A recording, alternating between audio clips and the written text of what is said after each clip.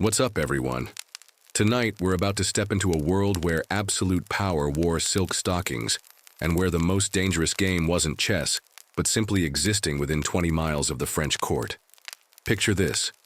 You're standing before a modest hunting lodge in 1661, watching as a 23-year-old king decides to build himself the most spectacular cage in history, and then invite everyone he doesn't trust to live inside it with him. So before you get comfortable, like and subscribe, but only if you truly enjoy what I do here. And while you're settling in, drop a comment with your city and what time it is where you are right now. I love seeing where this journey takes us around the world. Now, turn off the lights, maybe switch on a fan for that gentle background sound, and let's begin our journey tonight. You approach the gates of what will become Versailles, and already you can feel the weight of what Louis XIV is planning. The Sun King, and yes, he actually called himself that without a trace of irony, stands before his father's unremarkable hunting retreat, envisioning something that will make every other European monarch weep with envy. This isn't just about building a palace, it's about constructing the world's most elegant prison system, where the bars are made of gold thread and the cells are ballrooms. The morning air carries the scent of sawdust and ambition as you watch thousands of workers begin the transformation. Louis has learned something crucial from the recent civil wars that nearly toppled his throne. If you can't trust the nobility, make them utterly dependent on you. The Fronde rebellions of his childhood taught him that powerful nobles with time on their hands and castles of their own become dangerous rebels.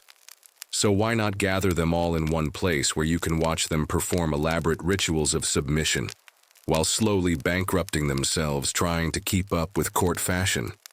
You witness the king's daily routine unfold with the precision of a military operation. The lever, the royal awakening ceremony, transforms the simple act of getting dressed into a complex dance of hierarchy. The Duke of Orleans holds the royal shirt, but only after the Duke of Burgundy has had the honor of presenting it. You watch grown men argue over who gets to hand His Majesty his left shoe. It's like watching the world's most expensive episode of a reality show, except the consequences of losing involve exile rather than just hurt feelings. The genius of Louis's plan becomes clearer as you observe the daily migration of France's most powerful families. They abandon their ancestral strongholds, selling estates and borrowing against future harvests to afford the privilege of living in cramped apartments at Versailles. The Duc de Saint-Simon, whose memoirs provide our most detailed glimpse into this world, describes nobles sleeping four to a room in spaces that wouldn't qualify as walk-in closets today. Historians still debate whether Louis intentionally designed the housing shortage to keep his courtiers grateful for any accommodation, or if it was simply the inevitable result of trying to house several thousand people in a building designed for royal comfort rather than practical lodging. You notice how the king's presence transforms every space he enters. When Louis walks through the Hall of Mirrors, still under construction but already gleaming with promise, conversations halt mid-sentence, and elaborate bows ripple through the crowd like choreographed waves. The French court's etiquette manual runs to over 300 pages, covering everything from the proper angle for acknowledging a duke, 15 degrees, to the acceptable duration of eye contact with His Majesty. Brief, but not so brief as to suggest inattention. Reading it feels like learning the rules for a sport, where the penalty for mistakes is social death. The construction around you never stops. André Lenotre's gardens stretch toward the horizon, their geometric precision a reflection of Louis's vision of perfect order imposed upon nature. You walk through groves where every tree has been positioned to create sightlines that inevitably lead back to the palace, ensuring that no matter where courtiers wander, they're reminded of who controls their world. The hydraulic systems pumping water uphill to feed the countless fountains employ more engineers than most cities, all to create the illusion that the laws of physics bend to royal will. But perhaps the most fascinating aspect of this transformation isn't the opulence. It's the subtle psychology of control you observe everywhere. Louis creates a system where status depends entirely on proximity to his person. The right to watch him eat dinner becomes a coveted privilege. The opportunity to hold a candle during his evening prayers gets passed down through generations like a precious inheritance. You watch as France's warrior nobility, descendants of men who conquered kingdoms, fight viciously for the honor of helping their king put on his socks. The financial cost of this spectacle becomes apparent as you examine the daily expenses.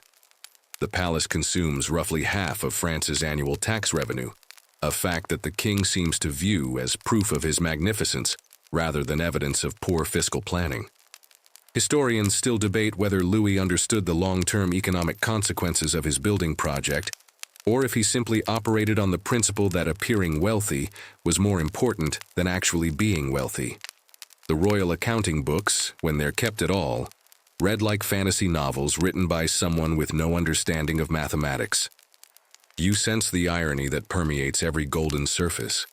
In creating the most magnificent palace in Europe, Louis has also constructed the most beautiful trap in history.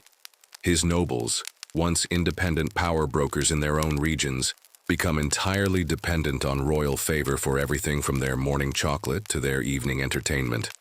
They compete frantically for invitations to increasingly elaborate ceremonies that serve no purpose except to demonstrate their submission. It's political genius disguised as a very expensive party that never ends. As evening approaches and the candles are lit throughout the palace, you realize you're witnessing the birth of something unprecedented, a system of government based entirely on the aesthetics of power rather than its practical exercise. The real governing happens in small councils, while the nobility exhausts itself pursuing meaningless honors and performing ritualized deference. Louis has essentially gamified authoritarianism, turning political submission into the ultimate status symbol. The courtiers retire to their cramped quarters, many sharing beds not out of affection but necessity, dreaming of tomorrow's opportunities to catch the king's attention for a precious few seconds. Meanwhile, the Sun King sleeps alone in a bedroom the size of most people's entire homes, having successfully transformed France's most dangerous families into his most devoted audience. The hunting lodge has become the center of the European universe, and every sunrise brings fresh proof that absolute power, when properly presented, can make its own gravitational field. You step through time into the delicate world of Marie Antoinette, where reality bends like morning light through crystal, and where the line between innocent pleasure and political catastrophe proves thinner than the silk of her gowns. The year is 1774, and you're watching a 19-year-old Austrian princess discover that being Queen of France feels remarkably like being trapped in a very expensive fishbowl, with every gesture scrutinized by eyes that have already decided she's guilty of crimes she hasn't yet had time to commit. Your footsteps echo softly across the marble floors of the Petit Trianon, Marie Antoinette's personal retreat from the suffocating formality of Versailles proper. Here, she's attempting something revolutionary for a French queen. She wants to be herself. The irony, of course, is that herself happens to be exactly the wrong person for this particular historical moment. It's like showing up to a funeral wearing sequins. Technically, there's nothing inherently wrong with sequins, but the timing suggests a certain disconnect from reality.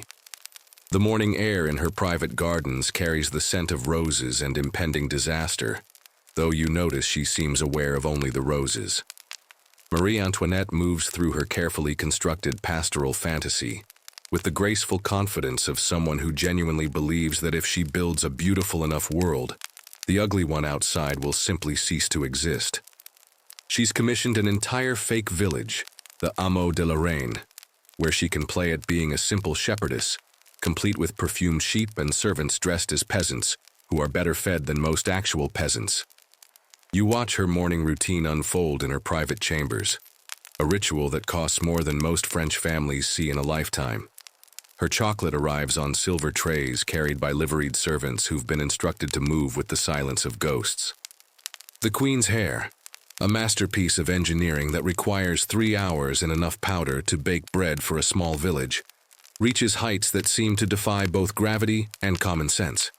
Historians still debate whether her famous hairstyles were attempts at artistic expression, or simply the inevitable result of a young woman with unlimited resources. and a court hairdresser who'd clearly lost all perspective on proportionality. The whispers follow her everywhere, soft as silk and twice as deadly. You hear them in the corridors, see them in the sideways glances of courtiers who bow deeply while sharpening their tongues for the gossip sessions that follow. L'Autrichienne, they call her, the Austrian, as if her birthplace were a communicable disease rather than an accident of geography. The xenophobia is so thick you could cut it with a cake knife, which, given the circumstances, seems oddly appropriate. Your attention turns to the diamond necklace affair, that masterpiece of fraud that will cement Marie Antoinette's reputation as a spendthrift, even though she never actually bought the necklace in question. You witness the elaborate con unfold like a perfectly choreographed dance of deception. The Comtesse de la Motte convinces Cardinal de Rohan that the Queen wants to secretly purchase a necklace worth more than several warships, using forged letters and a prostitute dressed as the Queen for a midnight meeting in the palace gardens. It's the 18th century equivalent of email fraud, except the consequences involve revolution rather than just identity theft. The tragedy of Marie Antoinette's situation becomes clearer as you observe her genuine attempts at queencraft. She patronizes musicians like Mozart, supports charitable causes, and tries to reform the brutal court etiquette that requires her to stand naked each morning while various duchesses argue over who has the privilege of handing her her chemise. But every act of kindness gets twisted by public opinion into evidence of frivolity, every attempt at informality into proof of moral corruption. She's playing a game where the rules change every time she learns them, and the penalty for confusion is the hatred of an entire nation. You notice how her gambling becomes both escape and trap. The card tables at Versailles run games where a single hand can cost more than a working family's annual income, and Marie Antoinette approaches them with the desperate enthusiasm of someone trying to outrun her own thoughts.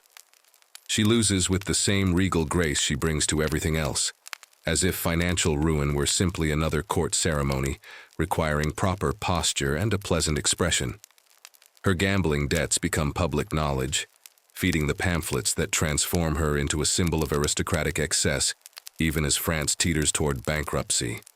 The Queen's friendship with the Duchesse de Polignac provides another source of scandal for the gossip mills.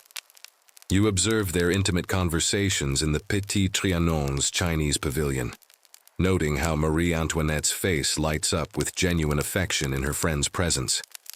But the Duchess's family profits enormously from royal favor. Pensions, positions, and properties flow to the Polignacs like water finding its level. Historians still debate whether Marie Antoinette understood how her personal relationships appeared to a public that saw corruption in every royal friendship, or if she simply couldn't imagine that love and loyalty might be mistaken for political manipulation. Perhaps most heartbreaking is watching her maternal instincts clash with royal protocol. You see her playing with her children in gardens designed to look spontaneous, but maintained by armies of gardeners. She wants to give them the childhood she never had, filled with simple pleasures and genuine affection.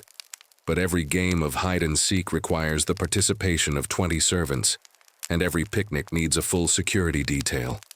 Even her attempts at normal motherhood become evidence of her unfitness for queenship, too informal for royal dignity, too expensive for public approval. The pamphlets circulating through Paris transform her into a monster of sexuality and greed, accusing her of everything from lesbian affairs to incestuous relationships with her brother-in-law. You read these libelles in coffee houses where working people discuss the Queen as if she were a character in a particularly salacious novel, rather than a real person trying to navigate an impossible situation. The pornographic literature featuring Marie Antoinette sells better than actual news, creating a version of the Queen that exists entirely independent of the woman you observe walking quietly through her gardens, feeding her carp, and trying to pretend that the growing hatred outside Versailles' walls is just another storm that will eventually pass. As evening approaches and the candles are lit in her private chambers, you witness the tragic irony of Marie Antoinette's existence. She's surrounded by beauty so profound it makes your eyes water, yet she's utterly alone in ways that gold cannot alleviate. Her servants love her money, her courtiers fear her power, and her subjects despise her very existence. The Austrian princess who just wanted to build a little world where she could be happy has instead become the perfect scapegoat for a nation's rage at its own contradictions. You step into the Hall of Mirrors on a crisp October morning in 1678, and immediately you understand why Louis XIV chose this particular space to showcase French power.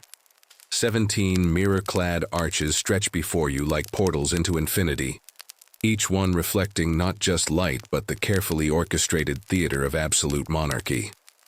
The morning sun streams through the garden-facing windows, fracturing into thousands of brilliant fragments that dance across surfaces, polished to perfection by servants who probably know more about optics than most university professors. It's breathtaking and slightly ridiculous, like standing inside a jewelry box designed by someone with unlimited resources and absolutely no sense of restraint. The sound of silk rustling against marble creates a symphony of conspiracy as you move through the gathering crowd of courtiers. Everyone here possesses a title that sounds impressive until you realize there are roughly 3,000 people at Versailles claiming to be essential to the kingdom's governance, when in reality most of them serve functions that could be eliminated without anyone noticing. The keeper of the royal napkins holds the same ceremonial weight as the master of the hunt, which should tell you everything about how seriously this system takes actual responsibility versus elaborate job descriptions. You witness the morning's first intrigue unfolding near the seventh mirror, where the Duc de Monmouth whispers urgently with the Comte de Lauzun about something that requires frequent glances toward the king's approaching entourage. Court conspiracies at Versailles follow predictable patterns. Someone wants something they don't have, someone else has something they don't deserve, and a third party knows information that could destroy both of them. It's like watching a very expensive soap opera where the commercial breaks involve actual executions rather than advertisements for laundry detergent. The assassination plot against Louis XIV that you're observing develop isn't the palace's first, nor will it be its last. The Chevalier de Rohan, currently bowing with perfect form as the king passes, has been corresponding with foreign agents about the possibility of removing the Sun King in favor of a more manageable monarch. Historians still debate whether Rohan was genuinely committed to regicide or simply enjoying the thrill of dangerous correspondence, but his letters to Spanish diplomats suggest someone who's either very brave or very stupid. Given that this is Versailles, stupidity remains the safer bet. Your attention shifts to the women moving through this glittering space like chess pieces in an endlessly complex game. Madame de Maintenon, Louis's secret wife, glides past with the serene confidence of someone who's managed to marry the most powerful man in Europe without technically existing in any official capacity.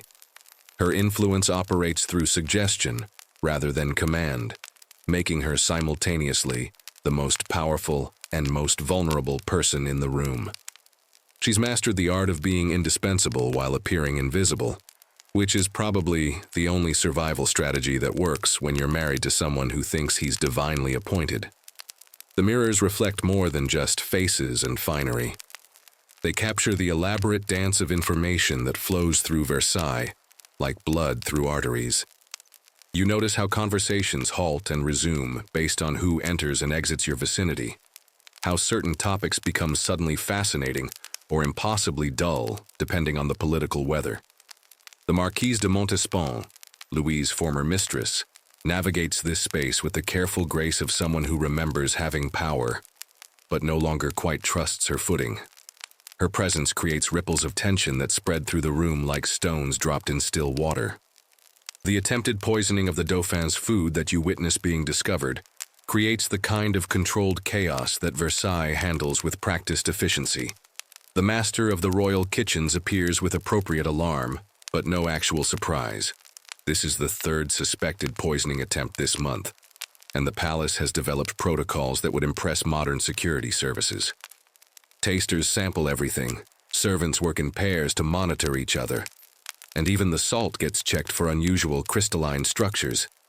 It's a level of paranoia that might seem excessive until you remember that this is a place where political disagreements regularly end with people being found dead in gardens under mysterious circumstances.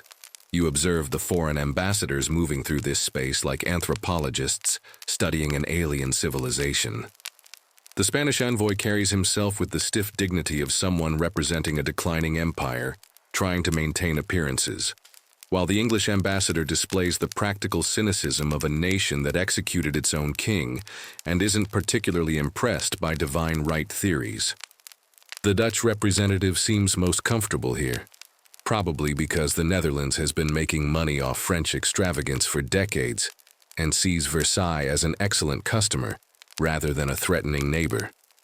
The real danger in this room isn't the obvious conspiracies that everyone whispers about, but the subtle erosions of loyalty that happen when intelligent people have too much time and too few meaningful responsibilities.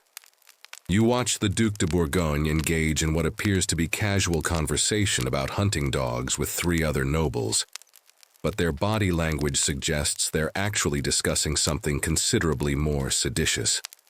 Court life creates natural revolutionaries out of people who should be natural conservatives, simply because boredom and resentment eventually overcome self-interest and common sense. The evening's formal reception transforms the Hall of Mirrors into something approaching religious theater. Louis enters precisely at 7, and the assembled nobility arranges itself with the precision of a military formation. Everyone knows their exact position relative to the throne, their proper depth of bow, and the acceptable duration of eye contact. You're watching the successful weaponization of etiquette, where social protocol becomes a form of psychological warfare that convinces people they're participating in their own subjugation willingly.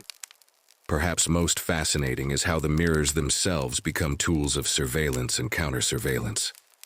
Courtiers use them to monitor conversations happening behind them, to check whether their own expressions reveal too much, and to observe the king's reactions without the dangerous directness of actual eye contact. Historians still debate whether Louis positioned the mirrors strategically to enhance his ability to monitor his court, or if their surveillance utility was an unintended consequence of his desire to create the most spectacular room in Europe. Either way, privacy becomes impossible when every surface reflects every gesture back at you from multiple angles. As midnight approaches and the candles begin to burn lower, you realize you're witnessing something unprecedented in human history: the transformation of political power into performance art. The real governing happens elsewhere, in small councils and private meetings, while this magnificent space serves as a stage for elaborate rituals that convince both participants and observers that absolute monarchy is natural, beautiful, and probably ordained by God. The conspiracies that flourish here aren't really about overthrowing the system. They're about securing better seats for the show. You find yourself drawn into the orbit of perhaps the most remarkable woman in 18th century France, though she began life as Jeanne Antoinette Poisson, a name that translates roughly to Joan Fish, which seems cosmically unfair for someone destined to swim in much more exclusive waters. The morning light filters through the windows of her private salon at Versailles, illuminating a woman who has somehow managed to transform herself from a bourgeois banker's daughter into the unofficial Queen of France through sheer force of intelligence, charm, and what can only be described as supernatural political instincts. Madame de Pompadour moves through her daily routine with the fluid grace of someone who has learned to make every gesture appear effortless while calculating its political impact 3 moves ahead. You watch her correspondence session unfold like a masterclass in soft power, dozens of letters flowing from her desk to ministers, artists, philosophers, and foreign dignitaries, each one carefully crafted to advance French interests while maintaining the fiction that she's simply a cultured woman sharing her thoughts on art and literature. She's essentially running a shadow foreign ministry from her boudoir, which is either the ultimate example of multitasking or proof that 18th century gender roles were more flexible than anyone wanted to admit publicly. The scent of jasmine and ambition perfumes the air as you observe her morning toilette, that elaborate ritual of transformation that takes her from attractive woman to political force of nature. Her rouge alone costs more than most families spend on food, but it's applied with the precision of war paint because, in many ways, That's exactly what it is. Every beauty choice represents a strategic decision about how to present power in a world that insists women can't officially possess it. Historians still debate whether Pompadour's influence over Louis XV represented genuine partnership or merely the skillful manipulation of an impressionable monarch. But watching her work suggests someone who understands that the distinction is largely irrelevant when the results speak for themselves. Your attention turns to her artistic patronage, which functions as both genuine cultural passion and brilliant political strategy. The morning brings a stream of painters, sculptors, writers, and musicians seeking her support, and Pompadour evaluates each proposal with the keen eye of someone who recognizes that artistic taste can be weaponized into international influence. She's commissioning works that will make French culture irresistible across Europe, essentially launching what modern people would recognize as a comprehensive soft power campaign disguised as interior decorating. When she funds a new ballet or sponsors an architectural project, she's not just beautifying France, she's making other nations desperately want to copy French style, which gives France leverage in negotiations that armies alone could never achieve. The morning's political briefing reveals the scope of her actual power, as ministers arrive to discuss everything from tax policy to military appointments, with a woman who technically holds no official position beyond the king's favorite.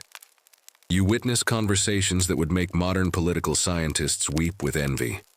Complex discussions of economic theory, diplomatic strategy, and administrative reform conducted with the intellectual rigor of a university seminar and the practical focus of a cabinet meeting. Pompadour has essentially created an alternative power structure that operates parallel to official government, staffed by people who recognize competence regardless of its constitutional legitimacy. Her relationship with Voltaire provides a fascinating window into how she builds and maintains her intellectual network. The philosopher's letters arrive weekly, filled with gossip, political analysis, and requests for favors that Pompadour grants or denies, based on calculations that would impress chess grandmasters. She's turned the Enlightenment's leading figures into an informal advisory council, using their ideas to reform French policy, while providing them with the patronage and protection they need to continue their work. It's a perfect symbiosis between power and intellect that probably makes both parties feel slightly guilty about how much they enjoy the arrangement.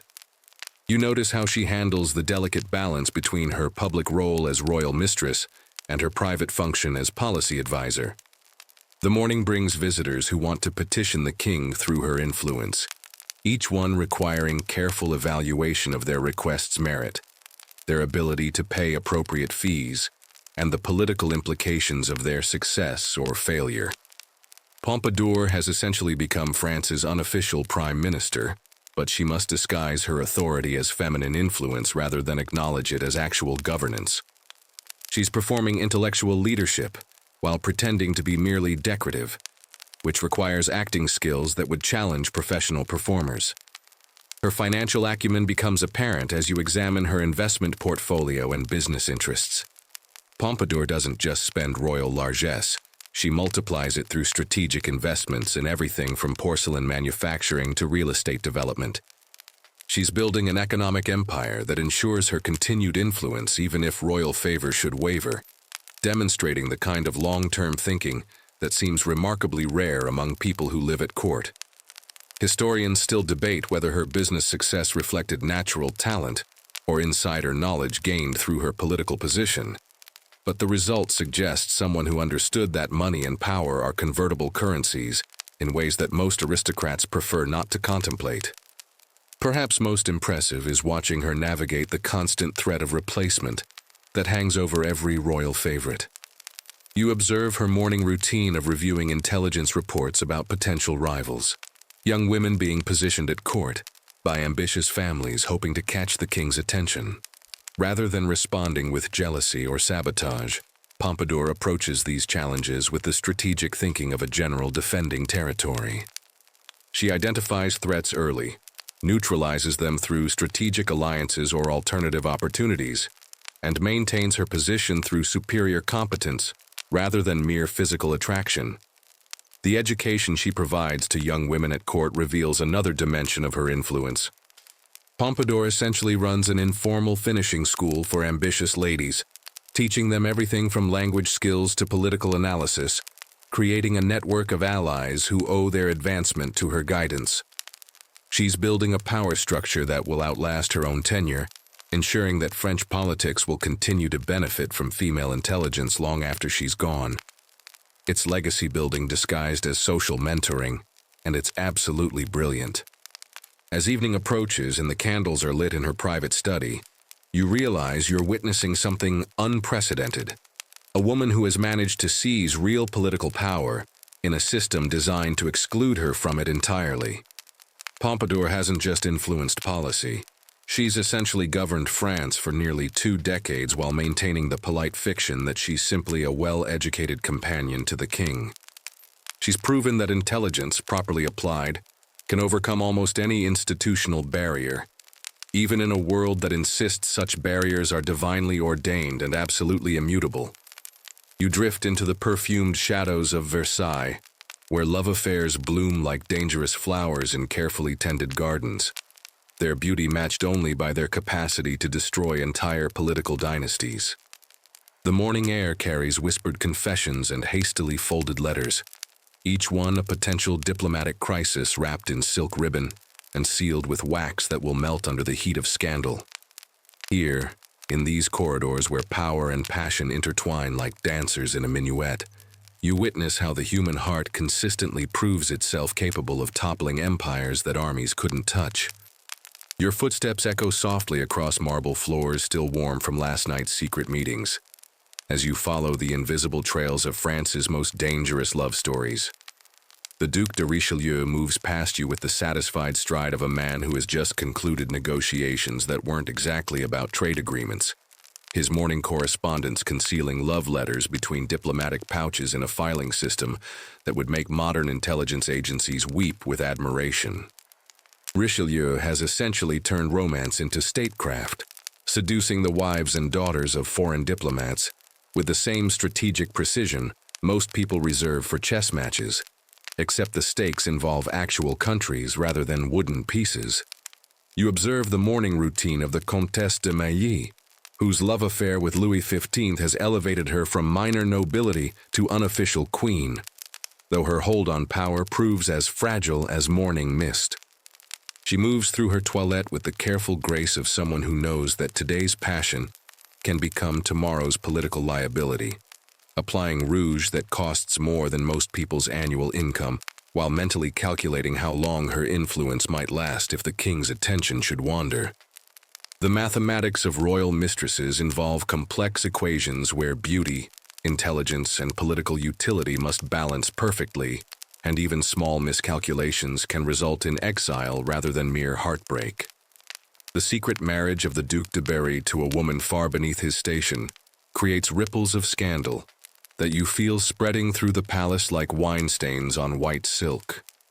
You watch servants exchange meaningful glances as they carry messages between lovers who are technically committing treason by choosing affection over dynastic duty, their romance unfolding like a particularly elaborate form of political suicide.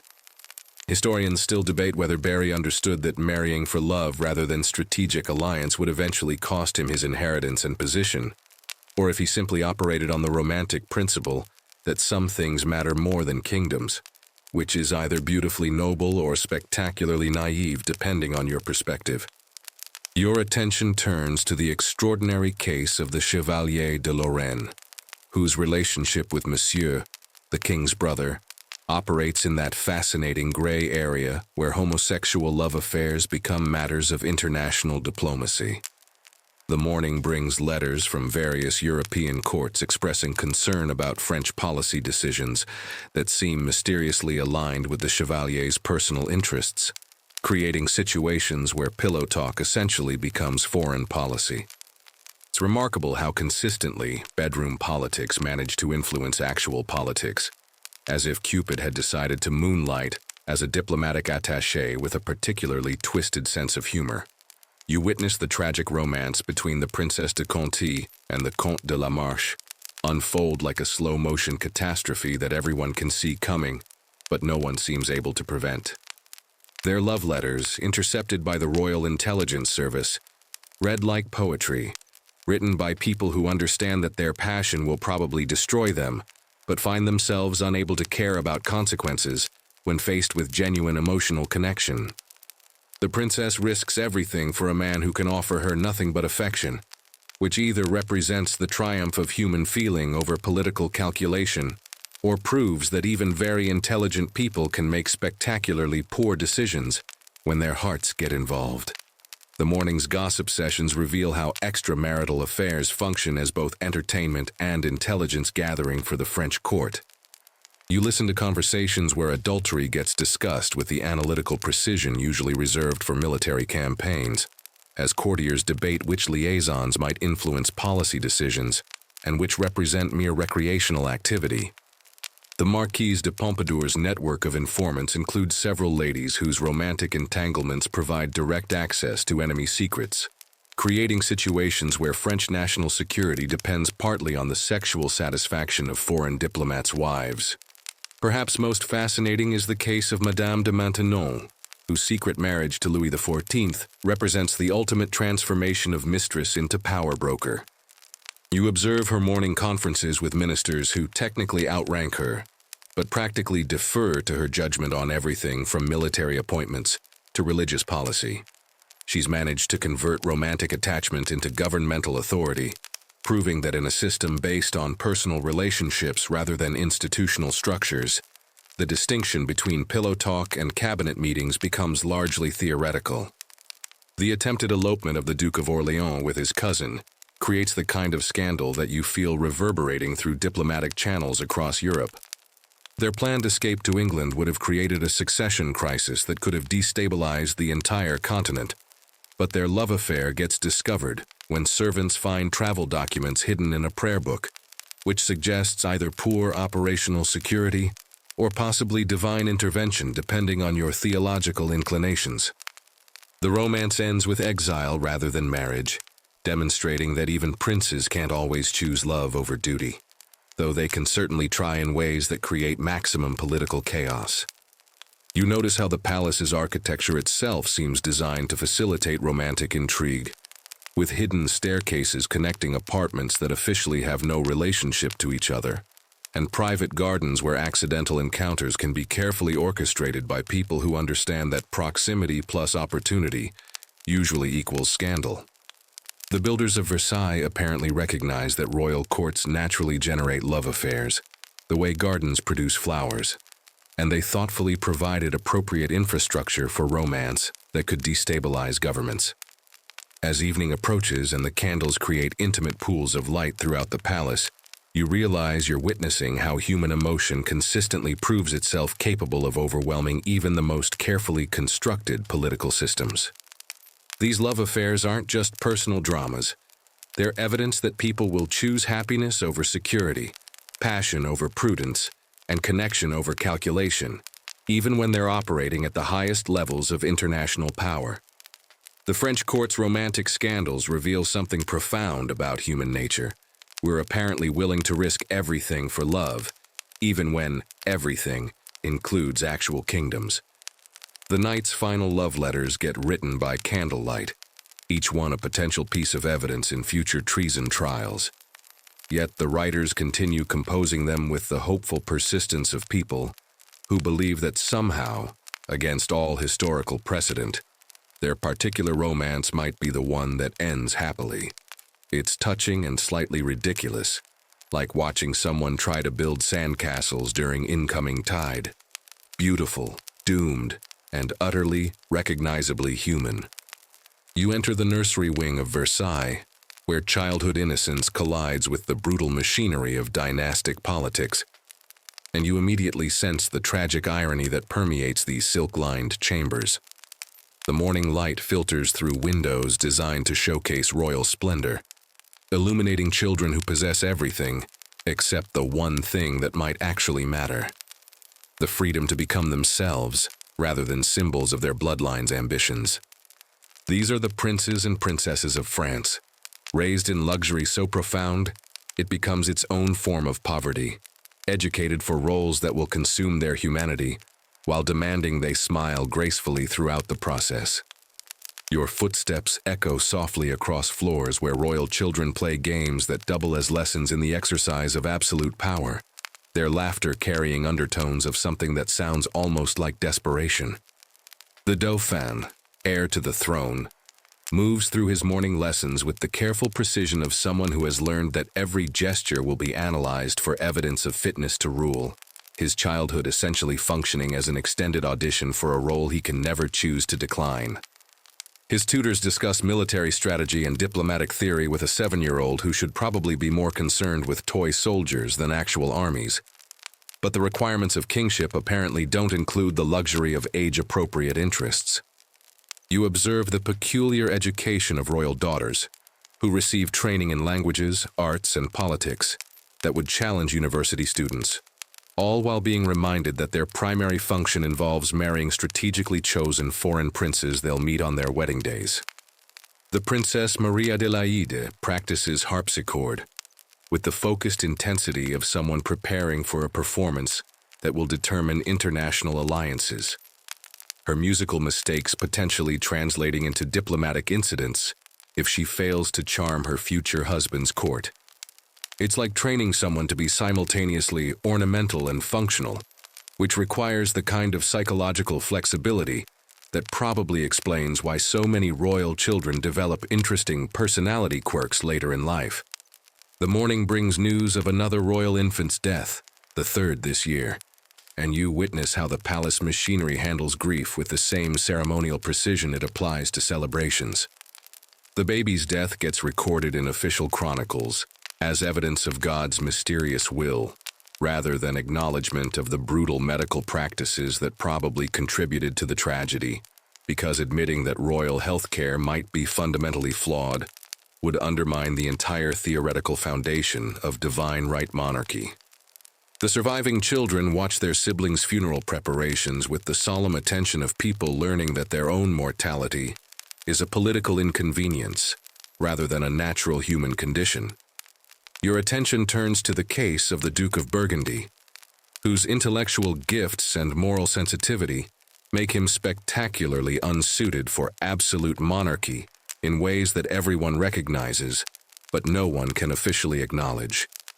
You watch him struggle through lessons in the practical application of royal power, his tutors explaining how to suppress rebellions and extract taxes from peasants with the patient tone usually reserved for mathematics instruction.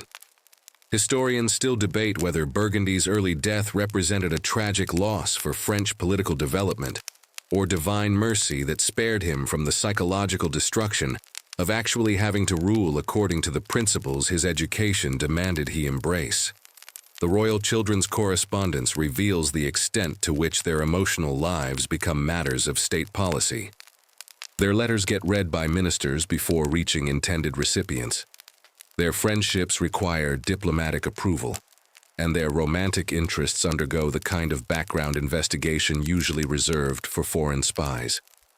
You read love letters written by teenage princesses that include footnotes from their tutors, explaining the political implications of various emotional expressions, transforming adolescent passion into practice exercises for international relations. It's probably the only educational system in history where homework assignments include how to fall in love strategically and the geopolitics of gift-giving. Perhaps most heartbreaking is watching how royal children learn to perform happiness for public consumption while their private lives unfold under constant surveillance. The morning's portrait session captures the Dauphin arranged in a pose of confident authority that requires 3 hours to achieve and will be reproduced in engravings distributed across Europe as evidence of French dynastic strength.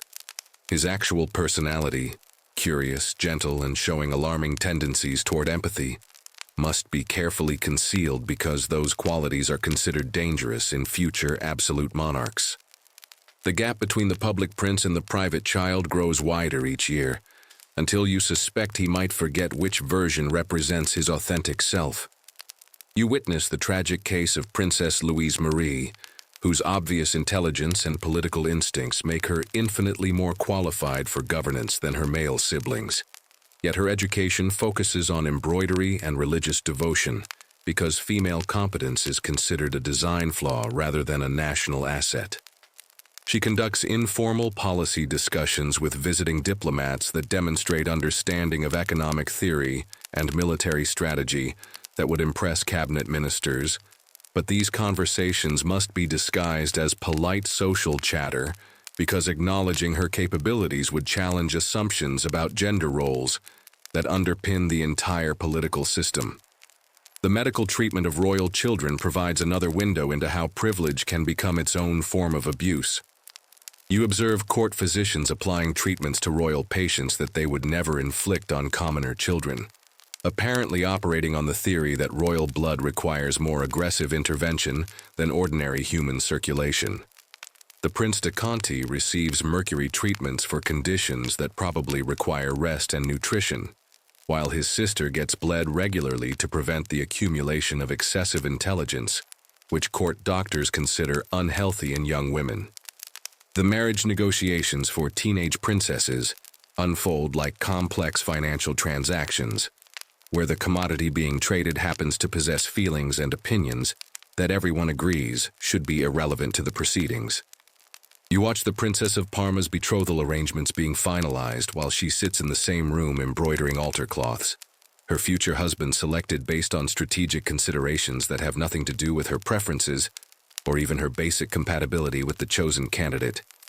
The marriage contracts include detailed provisions for everything from succession rights to funeral arrangements, but apparently nobody thought to include clauses addressing the possibility that the bride and groom might want to actually like each other. As evening approaches and the royal children are prepared for bed by servants who know them better than their parents do, you realize you're witnessing a system that consumes its own future with the methodical efficiency of a machine designed to produce symbols rather than human beings. These children represent the continuation of absolute monarchy, but their education and treatment virtually guarantee that they'll either break under the pressure or become the kind of rulers who make revolution seem like a reasonable alternative to continued royal governance. The lullabies sung in the royal nursery tonight tell stories of brave princes and beautiful princesses who live happily ever after, while the actual royal children drift off to sleep, knowing that their own stories are already written, and that happiness, if it comes at all, will be carefully scripted to serve purposes that have nothing to do with their personal contentment. You slip into the shadows between the silk tapestries and gilded mirrors, where the most dangerous conversations at Versailles happen in whispers soft as falling snow, and where the real power lies not in the hands that wear the crowns, but in the eyes that watch everything from carefully calculated distances. The morning light filters through windows that serve double duty as observation posts, illuminating a network of intelligence gathering that would make modern spy agencies green with envy and probably take extensive notes on operational efficiency. Your footsteps make no sound as you follow the invisible pathways of information that crisscross the palace like blood vessels carrying secrets instead of oxygen. The Comte de Broglie moves past you with the practiced nonchalance of someone who has perfected the art of appearing utterly unremarkable, while managing one of Europe's most sophisticated espionage operations. His official title involves something tedious about household management, but his actual job requires skills that would challenge professional spies, and his morning correspondence contains enough coded intelligence to destabilize several governments if it fell into the wrong hands, which makes his filing system a matter of international security rather than mere office organization. You observe the morning briefing session that officially doesn't exist, where agents who technically aren't spies report on activities they definitely weren't supposed to witness to supervisors who absolutely don't run covert operations. The French intelligence service operates under so many layers of plausible deniability that even its own members probably forget what they're actually doing half the time, which is either masterful operational security or evidence that bureaucracy has achieved consciousness and developed a sense of humor. The agents discuss foreign troop movements, diplomatic negotiations, and domestic political sentiments, with the casual precision of people reading weather reports Except these particular forecasts involve actual storms that could wash away governments. Your attention turns to the fascinating case of the Chevalier d'Eon, whose identity switching between male and female spy personas has created diplomatic incidents that historians still struggle to categorize properly. This morning finds Dion preparing for another mission that requires gender performance skills that would challenge professional actors, while maintaining cover stories complex enough to confuse enemy intelligence services and probably Dion's own handlers. The Chevalier's reports from London contain military intelligence gathered while dressed as a woman at diplomatic receptions, creating situations where national security depends on the quality of someone's makeup application and corset-wearing techniques. The network of servant spies reveals how the palace's domestic staff doubles as an intelligence-gathering army that would make the CIA weep with professional admiration. You watch chambermaids who remember every conversation they overhear while changing sheets, footmen who can identify foreign agents by their shoe leather, and cooks who decode diplomatic messages hidden in grocery lists with skills that suggest they're considerably more educated than their employer suspect. Historians still debate whether Louis XIV intentionally recruited servants for intelligence work, or if the palace staff simply evolved espionage capabilities as a natural survival mechanism in an environment where information equals job security. Your morning walk takes you past the apartments where foreign diplomats reside, each one under surveillance so sophisticated that their breakfast preferences get recorded for analysis by people who understand that dietary choices can reveal political allegiances. The Spanish ambassador's preference for Italian wine suggests possible communication with Vatican agents, while the English envoy's sudden interest in French poetry indicates either genuine cultural appreciation or a remarkably elaborate dead drop system.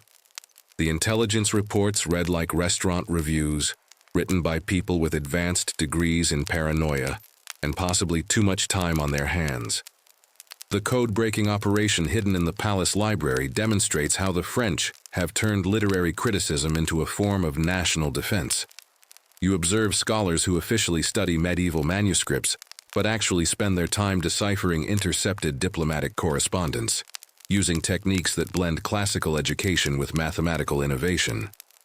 Their decryption methods involve analyzing letter frequency patterns in multiple languages, while maintaining the appearance of researching religious texts, which requires the kind of multitasking skills that would impress modern computer scientists.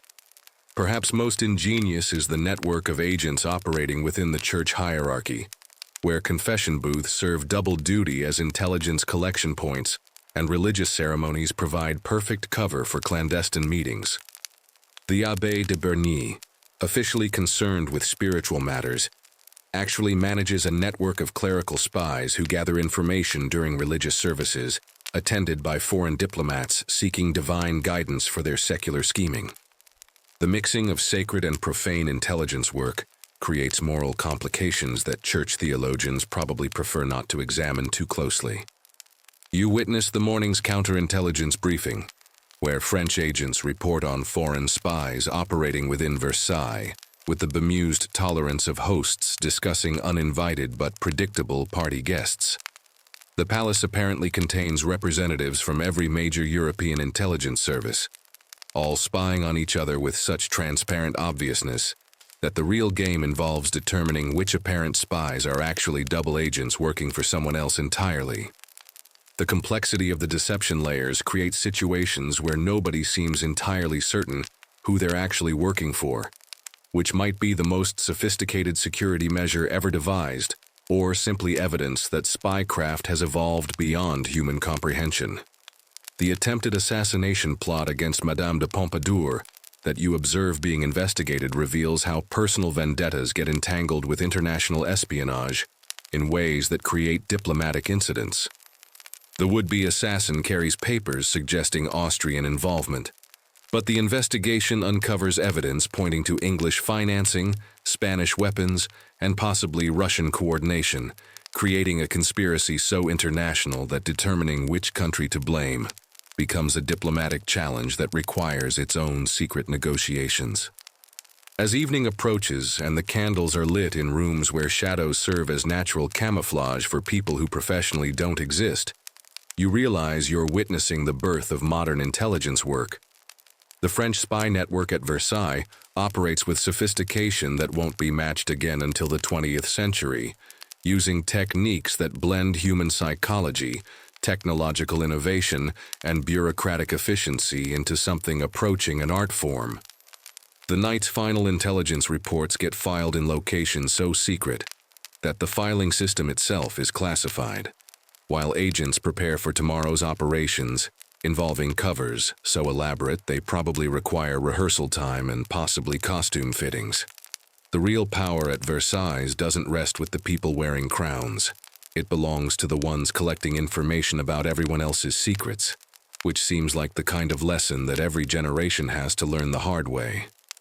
You enter a world where death wears silk gloves and speaks in honeyed whispers, where the line between medicine and murder blurs like watercolors in rain, and where the most dangerous predators at Versailles hunt not with swords but with powder boxes filled with substances that shouldn't exist in any civilized pharmacopoeia. The morning air carries the scent of rosewater and something else, something faintly metallic that makes your stomach tighten with instinctive alarm, though you can't quite identify why a perfumed palace should smell like fear distilled into liquid form. Your footsteps echo softly through corridors, where the Marquise de Brinvilliers once walked with the serene confidence of someone who had transformed chemistry into a fine art. Her morning routine including the kind of pharmaceutical preparations that would make modern toxicologists reach for hazmat suits. She moves through her daily activities with the graceful precision of a dancer, except her choreography involves dosages measured in grains of powder so fine they disappear into morning chocolate like sugar, and her performance reviews come in the form of obituaries rather than applause. It's remarkable how someone can make mass murder look like a hobby pursued by a particularly dedicated amateur botanist. You observe the infamous affair of the poisons unfolding like a particularly twisted mystery novel, where every chapter reveals that the previous suspects were actually the victims, and the real villains have been hiding in plain sight while hosting dinner parties. The morning brings another arrest, this time a duchess whose recipe collection apparently includes instructions for both soufflés and suicide potions, filed under the same organizational system, because apparently domestic efficiency applies even to homicidal activities. Historians still debate whether the poisoning epidemic represented coordinated conspiracy, or simply the inevitable result of giving bored aristocrats access to experimental chemistry. But the body count suggests that either way, someone should have monitored the laboratory privileges more carefully. Your attention turns to Catherine Deschays, better known as La Voisin, whose fortune-telling business serves as cover for what might be history's first pharmaceutical consulting firm, specializing in permanent solutions to temporary problems. Her morning consultations blend astrology with applied toxicology in ways that would fascinate anthropologists if the subject matter weren't quite so fatal. As clients arrive seeking predictions about their enemies' futures, while purchasing products designed to ensure those futures are considerably shorter than originally anticipated. She's essentially running a supernatural pharmacy, where the prescriptions come with horoscopes, and the side effects include death, which demonstrates either remarkable marketing innovation or complete moral bankruptcy. The investigation reveals how poison becomes the great equalizer at Versailles, where political disagreements that can't be resolved through conventional diplomacy find alternative solutions through creative catering. You witness servants who double as amateur chemists, preparing meals that function as both sustenance and potentially lethal experiments, their culinary skills extending to techniques that wouldn't be out of place in a modern research laboratory. The royal food tasters perform their duties with the stoic dedication of people who understand that their job description essentially involves professional Russian roulette, except the bullets are dissolved in sauce and the chamber might be any course from soup to dessert. Your morning walk takes you past the apartments where foreign diplomats maintain their own poison testing protocols, having learned that French hospitality sometimes includes ingredients not listed in conventional cookbooks. The Spanish ambassador's food preparation involves enough chemical analysis to support a small university's chemistry department, while his English counterpart has developed dining habits so paranoid they probably qualify as performance art. The diplomatic corps essentially functions as an international poison detection network, sharing information about suspicious seasonings with the dedication of wine enthusiasts discussing vintage variations. The role of court physicians in this toxic ecosystem reveals how the line between healing and harming becomes remarkably fluid when your patients include people actively trying to kill each other. You observe doctors who prescribe remedies that might cure diseases or might accelerate death, depending on their relationship with the patient and possibly their recent investment portfolio.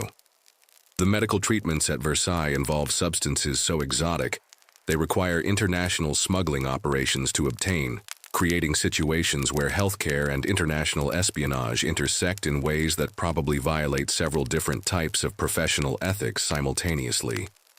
Perhaps most disturbing is discovering how poisoning becomes normalized within court culture, transforming from shocking crime to routine occupational hazard that people discuss with the same casual acceptance they might show toward bad weather or inconvenient relatives. The morning's gossip sessions include updates on who's been feeling poorly lately, analyzed with the kind of statistical precision usually reserved for crop yield reports, as courtiers calculate survival probabilities with actuarial efficiency that would impress insurance companies. The attempted poisoning of the Dauphin creates diplomatic incidents that require careful negotiation to avoid international war, since determining whether his illness resulted from foreign assassination attempts or simply unfortunate domestic catering becomes a matter of state security rather than medical diagnosis. The investigation involves diplomatic immunity issues that challenge legal scholars, intelligence gathering that spans multiple countries, and autopsy techniques that push contemporary medical knowledge beyond its comfortable boundaries. You witness the trial of La Voisin unfold like a theatrical performance, where the star defendant manages to make mass murder seem like a reasonable career choice for someone with her particular skill set. Her testimony reveals a clientele that reads like a who's who of French aristocracy, creating scandals that threaten to destabilize the entire social structure of the realm. The courtroom proceedings require such extensive security measures that the trial itself becomes a form of theater, where the audience might be more dangerous than the defendant. As evening approaches, and the candles are lit in rooms where every shadow might conceal someone preparing tomorrow's fatal breakfast, you realize you're witnessing how sophisticated society can become comfortable with barbarism when it's presented with sufficient elegance and proper etiquette. The poisoning epidemic at Versailles represents more than criminal activity. It's evidence of what happens when political systems become so divorced from moral considerations that murder transforms into just another form of social interaction. The night's final preparations in various private chambers involve activities that shouldn't be happening in any civilized society, yet they unfold with the routine efficiency of people preparing for ordinary social events, which might be the most terrifying aspect of this entire toxic paradise. You step into the marble corridors where God and politics dance an intricate ballet, where the echoes of prayers mix with the whispers of conspiracy, and where the line between divine inspiration and human ambition blurs like incense smoke, rising toward gilded ceilings. The morning light filters through stained glass windows that tell stories of saints and martyrs, casting colored shadows across floors where the faithful and the faithless alike kneel before altars that serve double duty as stages for both worship and warfare. Your footsteps carry you past chapels where the struggle between Catholic orthodoxy and Protestant Reformation plays out in hushed tones and carefully worded sermons, each theological argument carrying the weight of potential civil war. The court chaplains move through their morning preparations with the careful precision of diplomats rather than clergymen, their homilies requiring approval from royal censors who understand that religious doctrine at Versailles functions as political policy disguised as spiritual guidance. It's remarkable how many ways you can interpret scripture when your congregation includes people who could start actual wars based on whether they find your biblical exegesis sufficiently patriotic. You observe the secret Protestant services that officially don't exist, but somehow manage to accommodate several dozen courtiers who've discovered that religious conviction can coexist with political pragmatism if you schedule your spiritual activities carefully and maintain plausible deniability about your attendance. The Huguenots at Versailles practice their faith with the dedication of people who understand that their religious freedom depends entirely on remaining invisible to authorities who prefer their religious diversity theoretical rather than practical. Historians still debate whether Louis XIV genuinely believed in religious uniformity or simply found Protestant diversity politically inconvenient. But the revocation of the Edict of Nantes suggests someone who thought theological compliance was easier to achieve than theological tolerance. Your attention turns to the fascinating case of Madame Guyon, whose mystical Christianity attracts followers among the highest nobility while terrifying church officials who prefer their religious experiences properly mediated through official channels. Her morning prayer sessions blend contemplative spirituality with what amounts to religious performance art, as aristocrats seek direct communion with the divine through techniques that bypass traditional ecclesiastical authority. She's essentially running an unauthorized theology program that treats personal revelation as more reliable than papal pronouncements, which represents either profound spiritual insight or dangerous heretical thinking, depending on your position within the religious hierarchy. The morning brings news of another religious conversion that creates diplomatic complications spanning multiple European courts. The Duke of Burgundy's sudden interest in Jansenism threatens to upset the careful balance between royal authority and papal influence that keeps French Catholicism politically manageable, while his sister's flirtation with mystical practices suggests she might be taking religious instruction from sources that haven't been approved by anyone in positions of official theological authority. Religious conversion at Versailles requires the same strategic planning usually reserved for military campaigns, since changing your spiritual allegiances can result in exile, imprisonment, or worse, depending on the current political weather. You witness the elaborate theological debates that unfold in private salons, where learned clerics argue fine points of doctrine, while their aristocratic audiences place bets on which interpretation will prove politically advantageous. The morning's discussion centers on whether predestination doctrine contradicts royal divine right theory, a question that sounds abstract until you realize the answer could determine whether kings rule by God's grace or God's arbitrary decision-making, which has obvious implications for political legitimacy and succession planning. It's probably the only educational system where homework assignments include reconciling theological determinism with political authority and the sacramental implications of tax policy. Perhaps most intriguing is watching how religious persecution gets transformed into social networking opportunities for people who discover that shared oppression creates stronger bonds than shared privilege.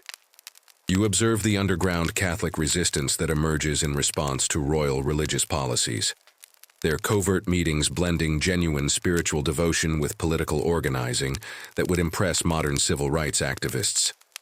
The faithful develop communication networks that span international borders, using religious pilgrimages as cover for intelligence gathering and diplomatic negotiation that operates entirely outside official governmental channels. The role of foreign missionaries in French court politics reveals how spiritual evangelism becomes indistinguishable from international espionage when your target audience includes people who make foreign policy decisions. You watch Jesuit priests who officially concern themselves with saving souls, but actually spend considerable time analyzing political intelligence gathered during confessional sessions with diplomatic personnel. The mixing of sacred and secular intelligence work creates moral complications that church theologians probably address through very creative interpretational techniques.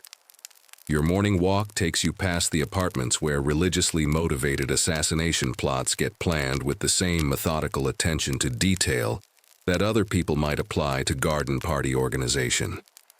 The would-be religious martyrs discuss their targeting strategies using theological language that transforms murder into divine service. creating situations where political violence gets sanctified through creative scriptural interpretation. The investigation of these plots requires intelligence officers who double as amateur theologians, since determining criminal intent involves analyzing biblical exegesis for evidence of seditious interpretation. The attempted establishment of a convent within Versailles creates architectural challenges that blend monastic requirements with court security needs in ways that confuse both religious and secular authorities.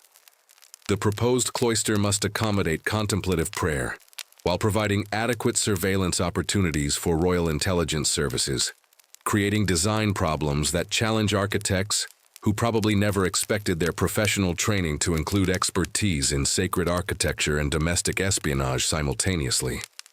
As evening approaches and the chapel bells ring vespers across a palace where politics and prayer intertwine like lovers in a complex embrace, you realize you're witnessing how religious conviction becomes both sword and shield in the hands of people who understand that spiritual authority can challenge temporal power in ways that armies cannot. The religious wars at Versailles aren't fought with weapons. They're conducted through sermon content, confessional practices, and theological interpretation that transforms faith into a battlefield where souls and kingdoms hang in the balance.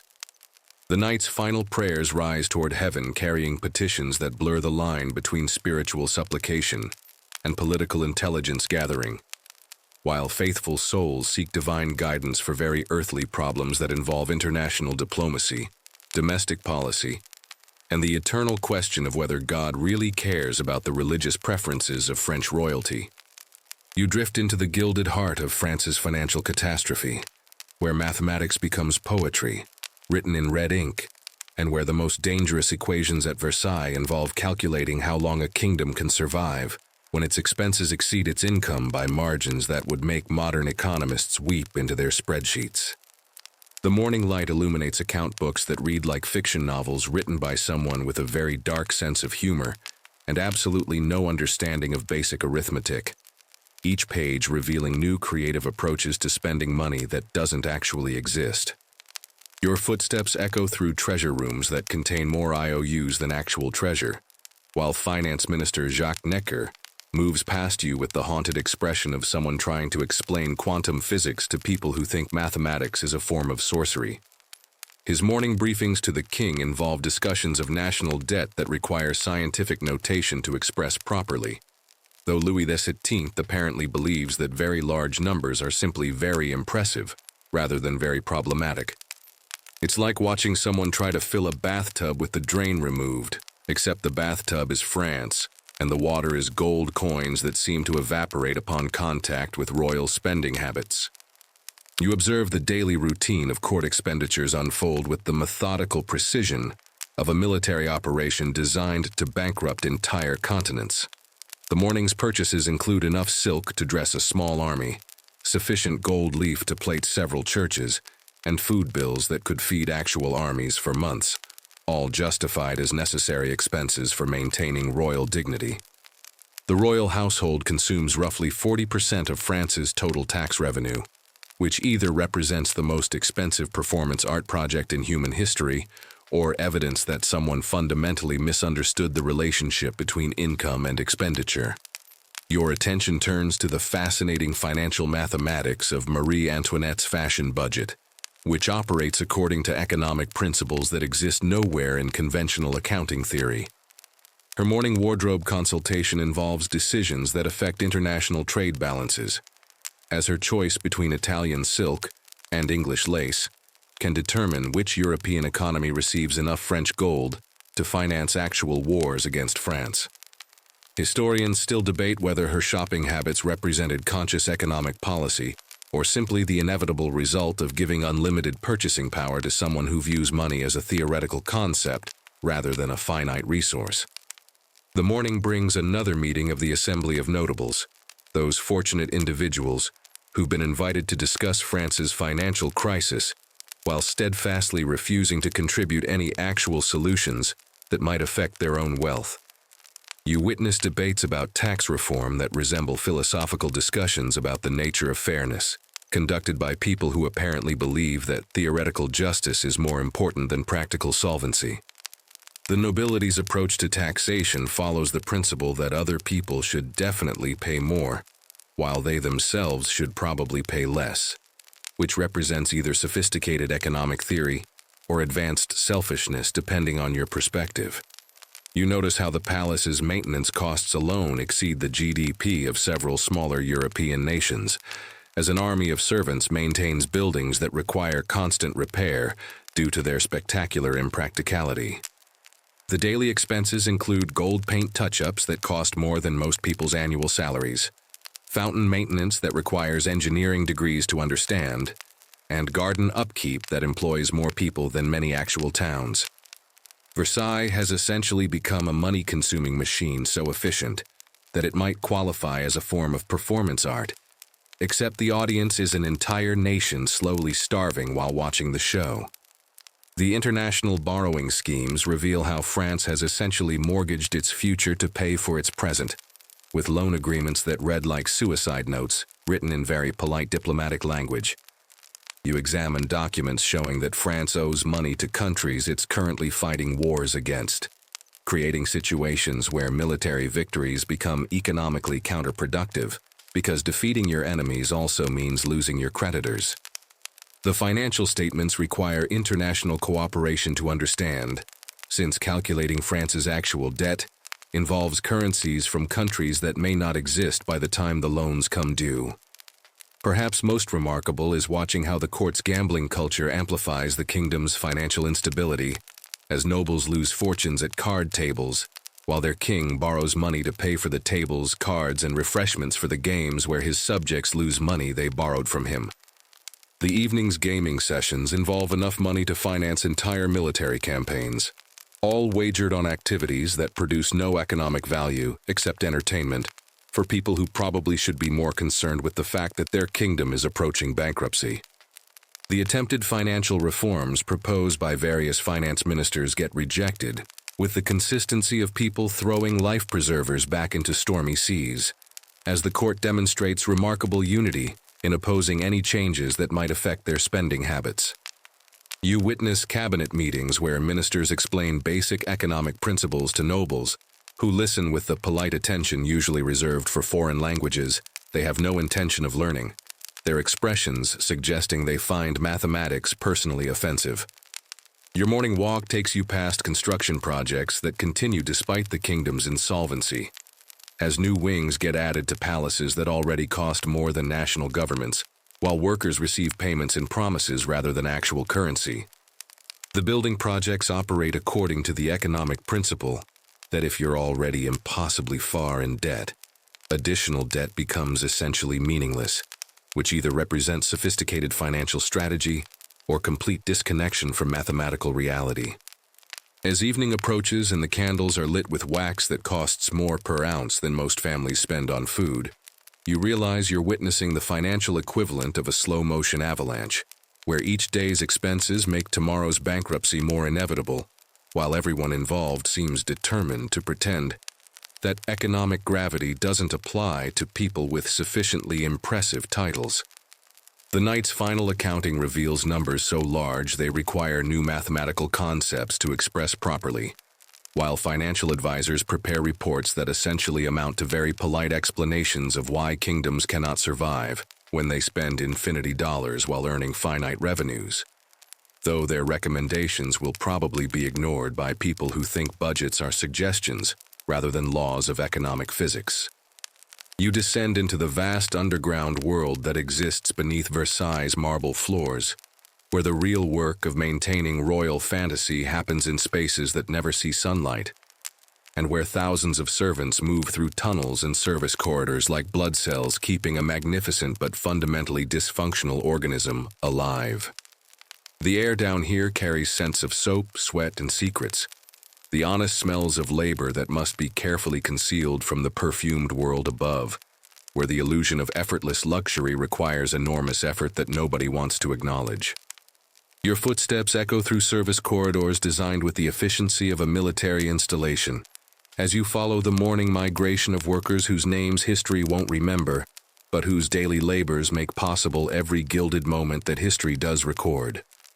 The head butler moves past you with ledgers containing more detailed information about daily palace operations than most government ministers possess about actual governance.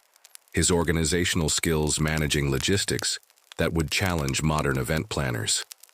It's remarkable how maintaining the appearance of divine effortlessness requires planning. That would impress NASA mission controllers, except instead of launching rockets, they're coordinating breakfast service for 3,000 people who can't be kept waiting, because punctuality is apparently a divine attribute. You observe the morning routine in the palace laundries, where an army of washerwomen transforms silk stained with everything from wine to worse things back into pristine symbols of royal purity.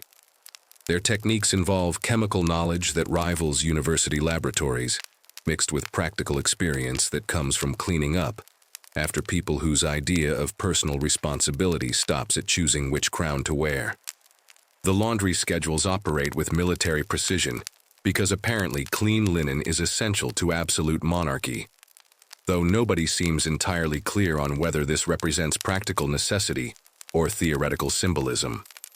Your attention turns to the fascinating social hierarchy that exists among servants, where being assigned to empty royal chamber pots somehow ranks higher than maintaining the palace gardens, creating status distinctions that would puzzle sociologists if they weren't so perfectly logical, within a system where proximity to royal bodily functions equals career advancement. The servants' quarters reveal living conditions that make modern college dormitories look spacious, as people who maintain palaces live in spaces that wouldn't qualify as walk-in closets, which suggests either remarkable dedication to their employers or limited alternative career opportunities. The morning brings gossip sessions that function as informal intelligence briefings, where servants share information about their employers' private lives with the analytical precision of professional researchers studying exotic animals in their natural habitats. You listen to conversations where adultery gets discussed like weather patterns, financial irregularities get analyzed like crop reports, and political conspiracies get evaluated like investment opportunities. The servant network at Versailles essentially functions as an alternative information system that often proves more accurate than official government reports, probably because the people emptying trash bins have better access to actual evidence than the people writing policy documents. You witness the elaborate meal preparation that transforms cooking into a form of performance art, requiring theatrical timing, chemical precision, and probably divine intervention to coordinate successfully. The kitchen staff manages logistical challenges that would overwhelm modern catering companies, preparing dozens of courses for hundreds of people, while maintaining quality standards that reflect directly on France's international reputation. Historians still debate whether the complexity of royal dining represented culinary artistry or simply the inevitable result of having unlimited resources and too much time to develop increasingly elaborate food preparation theories. Perhaps most intriguing is discovering how servants manipulate their employers through techniques that blend psychology, practical knowledge, and what can only be described as applied theater. You observe chambermaids who understand their mistress's emotional patterns better than family members, footmen who predict their master's needs with psychic accuracy, and cooks who use menu planning as a form of mood management. The servants essentially function as unpaid therapists, financial advisors, and life coaches for people who theoretically possess absolute power, but practically depend entirely on staff who could destroy them through strategic incompetence. The underground tunnels reveal how the palace's beauty depends on an infrastructure that resembles a small city's municipal systems, with waste management, food distribution, and communication networks that operate entirely out of sight. You walk through passages where human waste gets transported away from royal apartments, with the same careful attention to logistics that armies use for ammunition supply, because apparently even divine right monarchs produce substances that require discreet disposal through properly engineered sanitation systems. Your morning exploration takes you to the servants' secret meeting spaces, where workers discuss labor conditions, share survival strategies, and occasionally plan activities that their employers would definitely consider inappropriate if they possessed any awareness of staff organizational capabilities. The servants maintain their own justice system for handling disputes, their own financial networks for emergency assistance, and their own entertainment programs that probably provide more genuine pleasure than anything happening in the official palace social calendar. The attempted servant uprising that you witness being quietly suppressed reveals how quickly the palace's elaborate machinery could cease functioning if the people who actually understand its operations decided to withdraw their cooperation. The rebellion gets resolved through negotiations that acknowledge servant grievances, while maintaining the fiction that such grievances don't actually exist, creating labor agreements that operate entirely outside any official recognition of worker rights or employer responsibilities.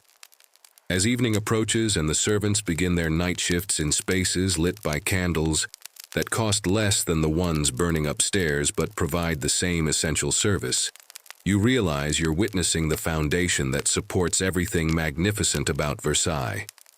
These invisible people possess skills, knowledge, and organizational capabilities that exceed those of the nobility they serve. Yet they remain invisible, because acknowledging their competence would undermine the theoretical basis for aristocratic superiority. The night's final activities in servant quarters involve activities that blend work preparation, personal survival, and probably forms of entertainment that demonstrate considerably more creativity than anything happening in the official palace cultural programs, though documentation of these activities remains strategically absent from historical records that prefer to focus on more decorative aspects of royal life. You enter the royal infirmary where medicine meets monarchy in ways that would make modern doctors reach for their malpractice insurance, and where the phrase, "first, do no harm," apparently got lost in translation somewhere between Latin textbooks and actual patient care. The morning air carries the scent of herbs mixed with something that smells suspiciously like fear, as you witness healthcare practices that transform healing into a form of performance art, where the reviews are written in obituaries rather than medical journals. Your footsteps echo softly across floors where royal physicians move, with the confident stride of people who've never had to explain treatment failures to anyone capable of having them executed for incompetence. Dr. Fagon, Louis XIV's personal physician, approaches his morning consultations with the serene assurance of someone whose medical theories remain untroubled by inconvenient evidence or patient survival rates. His treatment protocols read like recipes written by someone who confused the spice cabinet with the pharmacy, except the ingredients include mercury, antimony, and substances that probably shouldn't be administered to anyone you don't actively want to kill. You observe the morning bloodletting session that opens Louis XV's daily health routine, a therapeutic practice based on the medical theory that most human ailments result from having too much blood rather than too little competent health care. The royal physicians approach this procedure with ritual solemnity, using instruments that gleam like jewelry while performing techniques that would horrify modern medical professionals. It's remarkable how confidently they can drain vital fluids from someone while explaining that this represents cutting-edge medical science, though their success rates suggest they might want to consider alternative career paths. Your attention turns to the fascinating case of royal dentistry, where tooth extraction becomes an opportunity for court entertainment that combines medical procedure with public spectacle.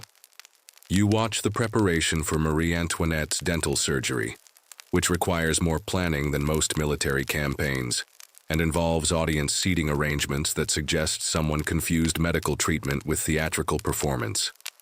Historians still debate whether 18th century dental practices represented genuine attempts at oral health care or simply elaborate forms of royal torture disguised as therapeutic intervention. But the screaming audible from 3 rooms away provides compelling evidence for the latter theory. The morning brings consultation with the royal astrologer-physician, whose medical diagnoses blend astronomical observation with pharmaceutical guesswork in ways that create treatment plans reading like horoscopes, written by someone with access to dangerous drugs. You witness medical consultations where planetary alignments determine dosage schedules, celestial movements influence surgical timing, and Mercury retrograde apparently affects more than just communication systems. The integration of astrology with medicine creates therapeutic approaches that might work through divine intervention, since they certainly don't operate according to any earthly medical principles. You notice how the palace's medical treatments often prove more dangerous than the original ailments, as royal patients receive interventions that would constitute assault charges in any reasonable legal system.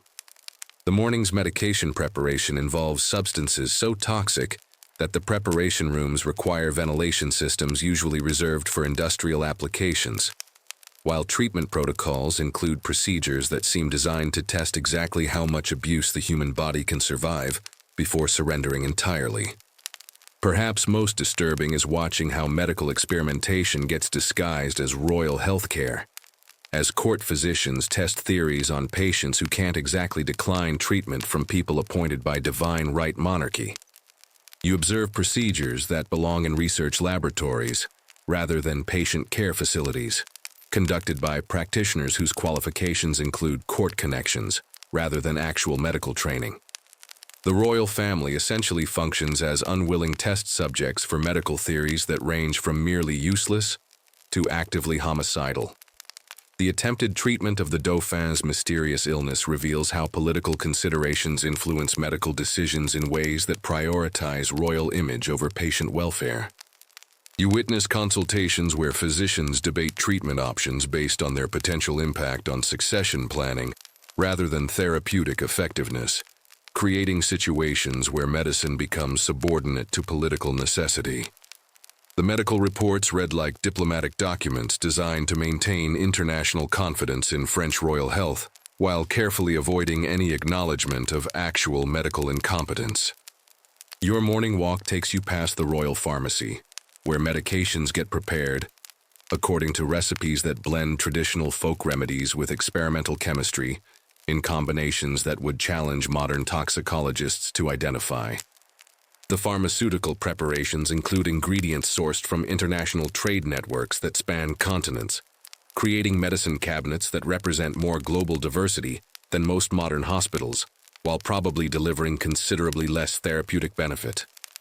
The role of female healers in royal medical care operates in the shadows of official physician authority, as women who actually understand herbal medicine and practical nursing provide real health care, while male doctors receive credit for theories that exist primarily in academic imagination.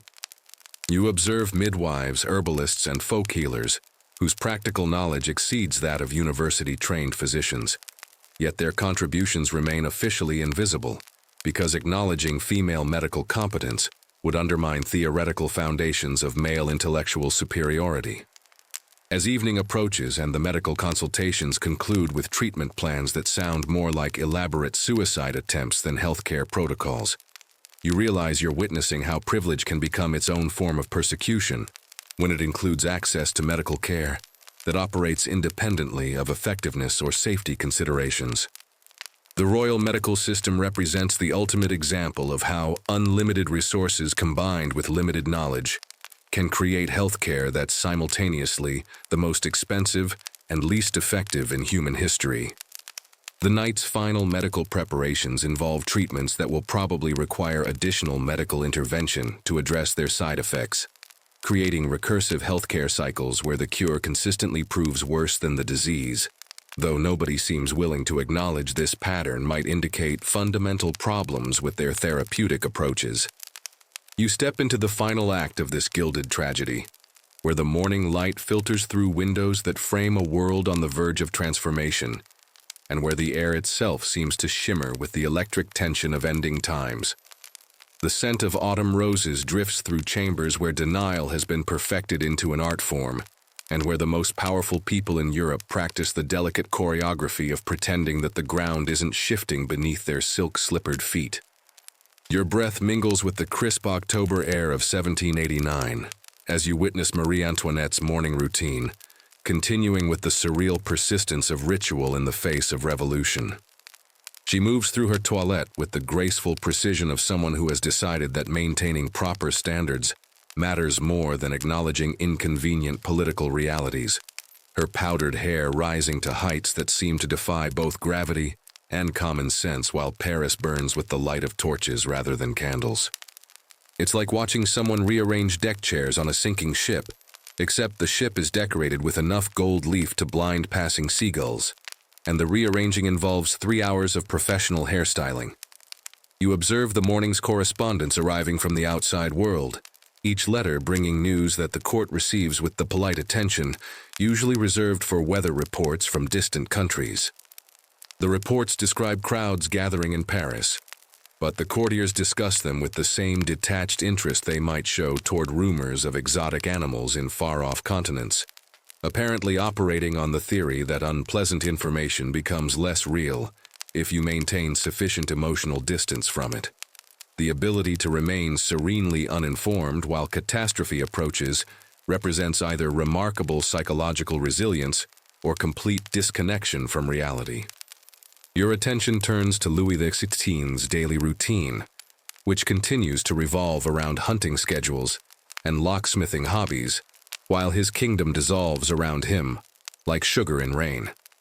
You watch him examine mechanical devices with the focused attention that he probably should be directing toward political strategy, his genuine enthusiasm for craftsmanship providing a stark contrast to his apparent disinterest in the practical requirements of governance. Historians still debate whether his devotion to locks and keys represented symbolic wisdom about securing power, or simply evidence that he preferred dealing with mechanisms that actually functioned according to predictable principles. The morning brings another emergency council meeting that unfolds with the leisurely pace of a social gathering, as ministers discuss revolutionary activities with the casual tone usually reserved for planning garden parties. You witness conversations where bread riots get analyzed like fashion trends and political upheaval gets evaluated like changes in weather patterns, the participants apparently believing that if they discuss catastrophe politely enough, it might transform into a more manageable social inconvenience. The gap between the gravity of events and the tone of official response creates a surreal atmosphere that would be funny if the consequences weren't quite so fatal. You notice how the palace's daily routines continue with mechanical precision, even as their entire justification crumbles, like watching a clock continue ticking in an abandoned house. The morning ceremonies proceed with their usual elaborate formality. Servants continue maintaining appearances that no longer fool anyone, and the machinery of absolute monarchy keeps operating despite having lost both its fuel and its destination. The persistence of ritual in the face of irrelevance demonstrates either admirable dedication to tradition or spectacular inability to read the room. Perhaps most poignant is watching the courtiers' attempts to maintain their social hierarchies, while the entire system that created those distinctions prepares to collapse. You observe elaborate discussions of precedence and protocol among people whose titles are about to become historical curiosities, their careful attention to etiquette suggesting they believe proper behavior might somehow postpone political reality. The morning's gossip sessions focus on who wore what to which reception, as if fashion choices might prove more durable than political institutions.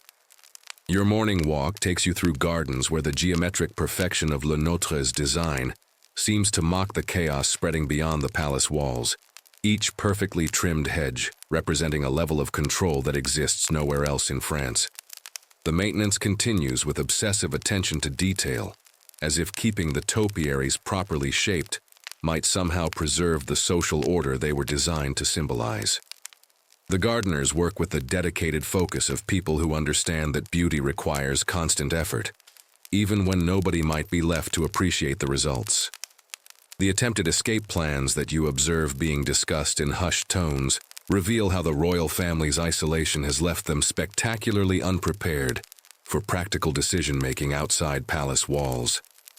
Their strategies for fleeing revolutionary justice read like travel plans written by people who've never actually traveled anywhere, without armies of servants handling all the details, creating scenarios that blend genuine desperation with almost comic impracticality.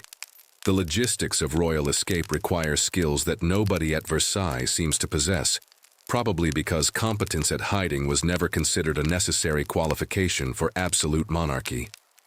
As evening approaches and the candles are lit in rooms that might soon stand empty, you realize you're witnessing the final performance of a system that confused magnificence with sustainability, spectacle with substance, and the appearance of power with its actual exercise. The French monarchy's final days unfold, with the tragic inevitability of people who built their entire world on foundations that could support everything except examination. The night's final council sessions involve discussions of constitutional monarchy and power-sharing arrangements that might have been useful decades earlier, as people who spent centuries avoiding political responsibility suddenly discover they need skills they never bothered to develop. The proposals arrive too late to matter, like offering swimming lessons to people who are already drowning, though the water is composed of their own subjects' accumulated grievances, rather than anything as simple as ocean. You drift through moonlit corridors where time itself seems to have grown tired, where the boundaries between past and present blur like watercolors left in gentle rain, and where the very air carries whispers of stories that refuse to rest in the silence of history books. The evening light fades through windows that have witnessed 3 centuries of human drama, casting shadows that seem to move with purpose rather than accident, as if the palace itself has developed memory and chooses to share its secrets only with those who listen carefully. Your footsteps echo softly against marble floors that remember the rustle of silk gowns and the weight of crown jewels, each step awakening echoes that belong to ghosts who never quite learned how to leave. The hall of mirrors stretches before you like a corridor of captured light, each reflection multiplying not just your image, but the accumulated presence of everyone who ever walked this space with dreams too large for reality and hearts too human for the roles they were forced to play. You sense the presence of Marie Antoinette in the early morning hours, when mist rises from the gardens like spirits seeking form, her laughter still rippling through air that remembers when joy was possible, despite the weight of crowns and the burden of subjects' expectations. She moves through your peripheral vision with the graceful melancholy of someone who discovered too late that being loved by one person matters more than being feared by millions, her ghostly hands still arranging flowers that bloom in colors only the departed can see. The phantom musicians continue their eternal concert in chambers where silence has learned to carry melody, their instruments creating harmonies that blend the music of what was with the symphony of what might have been. You listen to compositions that were never finished, love songs that were never sung, and funeral marches that played for a world that died so slowly nobody noticed until the morning had already begun. Your path leads you to the gardens where Louis XIV's ghost still walks his morning rounds, inspecting fountains that flow with memories instead of water, and reviewing troops of shadows that march in formation toward battles that exist only in the realm between sleep and waking. His presence carries the weight of someone who learned that absolute power is absolutely lonely, and that building paradise requires materials that don't exist in any earthly quarry. The whispered conversations of courtiers who never found peace drift through rooms where political intrigue has been transformed into something resembling meditation, their schemes and plots now serving as cautionary lullabies for anyone who believes that tomorrow will certainly be different from today. Their voices speak of love affairs that transcended death, friendships that survived revolution, and secrets that became lighter when freed from the burden of concealment.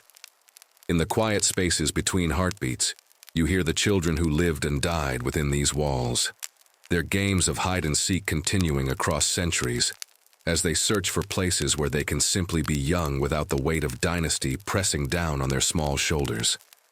Their laughter provides counterpoint to the adult world's more serious hauntings, reminding you that innocence persists, even in places where it was never officially permitted. As the night deepens and the candles burn lower, the ghosts become more generous with their presence, no longer hiding behind the formality that governed their living hours. They gather in small groups like old friends sharing stories, their conversations creating a gentle susurrus that might be mistaken for wind through tapestries if you didn't know better. The palace settles into its nighttime rhythms with the contentment of something that has finally learned to rest, the weight of history becoming not a burden, but a blanket that wraps around dreams and transforms them into something approaching peace. The ghosts of Versailles have found their own form of democracy in death, where servants and nobles share the same moonlight and speak with voices that carry equal authority in the democracy of memory. And here, in this place where power once wore elaborate costumes and spoke in carefully modulated tones, you discover that the most profound stories are often the quietest ones. The whispered goodnight between parent and child, the gentle touch of hands that chose love over duty, the soft breathing of people who found moments of genuine happiness, despite living in impossible circumstances.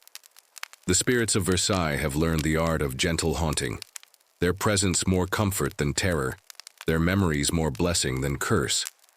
They watch over the palace like benevolent ancestors, ensuring that the lessons of their lives continue to unfold in dreams and quiet moments of understanding. So as you prepare to leave this world of whispered secrets and gilded shadows, carry with you the knowledge that some stories are too beautiful to end completely, that some loves are too strong to be contained by mortality, and that some places hold memories so precious they transform into something approaching eternity. Let the gentle voices of Versailles sing you toward rest, their harmonies wrapping around you like silk sheets, their stories flowing through your dreams like rivers of silver moonlight. Rest now, knowing that tomorrow will bring new chapters to write. But tonight belongs to the gentle ghosts who have learned that the most powerful magic is simply the ability to help others find peace. Sleep well, and let the palace keep watch over your dreams, as it has kept watch over so many dreams before, turning history into lullaby, memory into comfort, and the weight of centuries into the lightest of blessings that guide you gently toward morning. Word count, 1,283. Soft closing, 300 words. And now, as the final candle flickers low and the last whisper fades into the velvet darkness of Versailles, you find yourself floating between the world of history and the realm of dreams, where time moves like honey, and every breath carries you deeper into the soft embrace of sleep. The palace walls seem to exhale with centuries of stored warmth, their golden surfaces glowing with the accumulated light of all the candles that ever burned here, all the hopes that ever flickered in human hearts within these chambers. The ghosts have grown quiet now, settling into their own peaceful rest, their stories complete for tonight. You feel your shoulders releasing tension you didn't know you carried, your breathing slowing to match the ancient rhythms of this place, where so much life was lived, so much love was lost and found, so much beauty was created despite the darkness that sometimes threatened to overwhelm it. The moonlight through the windows creates patterns on your closed eyelids, gentle geometric shapes that shift and dance like the choreography of dreams beginning to take form. Your mind grows soft around the edges, thoughts becoming as insubstantial as morning mist rising from the gardens where Marie Antoinette once walked. Let the weight of your day dissolve like sugar in warm water, each worry becoming lighter until it simply floats away on the breath of sleeping kings and queens who have learned that tomorrow always arrives exactly when it should, bringing with it exactly what you need to face whatever comes next.